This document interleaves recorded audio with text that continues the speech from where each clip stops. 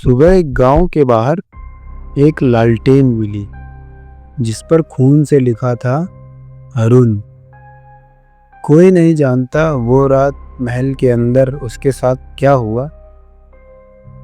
रात के 12 बजे भैरव नगर का महल खुद ब खुद अपने दरवाजे खोलता है और जो भी अंदर जाता है वो कभी इंसान बनकर नहीं लौटता।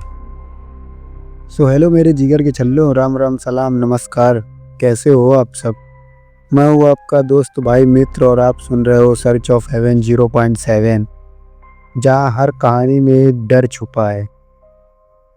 आज मैं तुम्हें एक ऐसे शख्स की कहानी सुनाने वाला हूँ जिसने सबको चुनौती दी और फिर महल ने उसे अपना हिस्सा बना लिया। सो आखिर तक बने रहिए हमारे साथ और मेरे चैनल को सब्सक्राइब करके बेल आइकन ज़रूर दबाइए। भैरव नगर गांव का नाम सुनते ही आसपास के लोग हल्के से कांप उठते हैं। दिन में तो यह गांव सामान्य दिखता है, बच्चे खेलते हुए, औरतें कुएं पर पानी भरती हुई और बूढ़े चौपाल में बैठकर बातें करते हैं। लेकिन जैसे ही सूरज पश्चिम में झुकता है, चारों ओर एक अनकहा डर फैल जाता है। लोग जल्दी जल्दी अपने दरवाजे बंद कर लेते हैं और दिए बुझा देते हैं। गांव के उत्तर में घने जंगल के भीतर एक पुराना जर्जर महल है, भैरव महल। कहा जाता है कि यह महल 100 साल पहले तांत्रिक भैरवनाथ का था। भैरवनाथ की काली विद्या इतनी शक्तिशाली थी कि वह लोगों की आत्माओं को अपने अनुष्ठानों में बांध देता था। फिर एक दिन अमावस की रात गांव वालों ने मिलकर उसके महल में घुसकर उसे मार डाला। लेकिन मरते समय उसने अपनी सूखी खून से सनी जीभ से एक श्राप दिया था। वो इस प्रकार था कि जो भी इस महल में कदम रखेगा उसकी आत्मा मेरी हो जाएगी। उसके बाद से यह महल वीरान हो गया है। कई बार जिज्ञासु लोग अंदर गए लेकिन कभी लौटे नहीं, और जो लौटे उनकी आंखें खाली, जुबान गायब थी, जैसे किसी ने खींचकर निकाल ली हो। गांव का युवक अरुण इन सबको बेकार की कहानियाँ समझता था।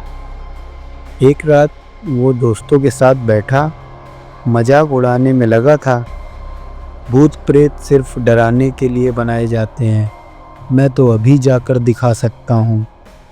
तभी गांव के एक बुजुर्ग ने उसे डांटा और कहा कि बेटा, रात में वहाँ जाना मौत को न्योता देना है। लेकिन अरुण हंसता रहा। उस रात आसमान पर बादल थे और हवा में अजीब सी ठंडक। दूर से कहीं कुत्तों के रोने की आवाज़ सुनाई दे रही थी। लेकिन अरुण हाथ में लालटेन और एक छोटी सी छुरी लेकर निकल पड़ा। जंगल का रास्ता कीचड़ से भरा था। हर कदम पर सूखे पत्ते चरमरा रहे थे। उन्हें सुनकर ऐसा लग रहा था जैसे कोई और भी उनके पीछे पीछे चल रहा हो, धीमे भारी कदमों से। तभी रास्ते में उसे एक बूढ़ी औरत दिखी, फटे कपड़ों में, जिसकी आंखें धुंधली और बिना पलक झपकाए अरुण पर टिकी थी। उसने बर्फ जैसे ठंडे स्वर में कहा, वापस जा बेटा, अभी भी वक्त है। लेकिन अरुण ने बिना जवाब दिए आगे बढ़ना बेहतर समझा, और जब उसने पीछे मुड़कर देखा तो वह औरत वहाँ से गायब थी। पर महल जैसे जैसे करीब आता, हवा और भी भारी हो रही थी। अरुण जब महल के पास पहुँचा तो उसने देखा दरवाज़ा आधा खुला है जैसे किसी ने जानबूझकर उसे आमंत्रित किया हो। दीवारों पर काई और सूखी बेलें लटक रही थी। खिड़कियों के अंदर से सिर्फ काला अंधेरा झांक रहा था। दरवाजे से अंदर जाते ही उसकी लालटेन हल्की सी कांपी, मानो किसी ने फूंक मारी हो। महल के अंदर की हवा में सड़ांध, लोहे की जंग और किसी पुराने खून की गंध मिली हुई थी। दीवारों पर लगे पुराने चित्रों के चेहरे खुरच दिए गए थे। सिर्फ खाली डरावनी आकृतियां ही बची थी। अरुण धीरे धीरे अंदर बढ़ा। उसके कदमों की आवाज़ गूंज रही थी, लेकिन उस गूंज के साथ साथ किसी दूसरे व्यक्ति के धीमे से चलने की आवाज़ भी सुनाई दे रही थी, मानो जैसे कोई बस एक कदम ही पीछे हो। तभी अचानक ऊपर से धीमी आवाज़ में रोने की आवाज़ सुनाई दी, जो एक औरत की थी। लेकिन उसके रोने में सिर्फ दर्द नहीं था, बल्कि उसमें नफ़रत भी थी। अरुण ने कांपते हुए सीढ़ियों की ओर कदम बढ़ाया। हर कदम पर उसे लगा जैसे नीचे से ठंडे बर्फ जैसे हाथ उसके पैरों को छू रहे हों। जब वह ऊपर पहुंचा तो उसने एक बड़ा कमरा देखा। उस कमरे के बीचों बीच लोहे की मोटी जंजीरों से बंधी एक औरत बैठी थी। उसके बाल बिखरे हुए थे, चेहरा आधा सड़ा हुआ था, आंखें पूरी सफ़ेद और होठों पर एक सूखी डरावनी सी मुस्कान। उसकी हड्डियों में हल्की चरमराहट हो रही थी, जैसे लंबे समय से जंग लगी मशीन हिल रही हो। उसने धीमे स्वर में कहा, "तू बहुत देर से आया है रे अरुण।" तभी अरुण की सांसें तेज हो गईं और औरत की जंजीरें अपने आप खुलने लगी और वो चारों हाथ पैरों पर रेंगते हुए उसकी ओर बढ़ रही थी।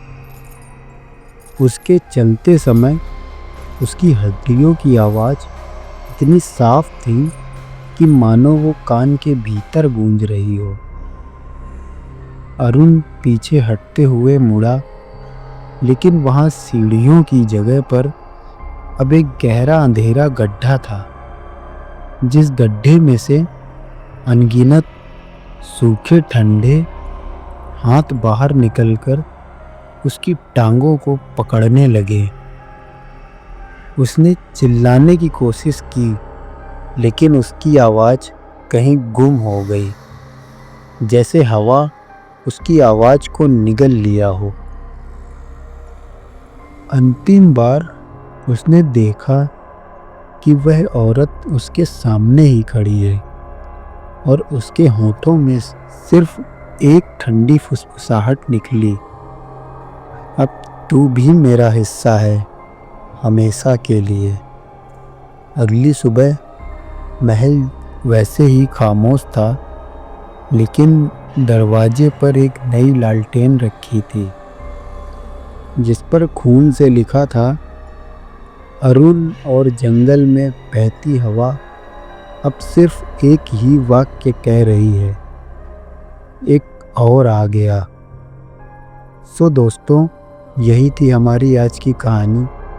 सोचो, अगर आपको ऐसे महल में एक रात के लिए बंद कर दिया जाए तो आप क्या करोगे?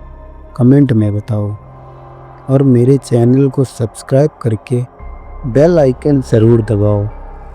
धन्यवाद।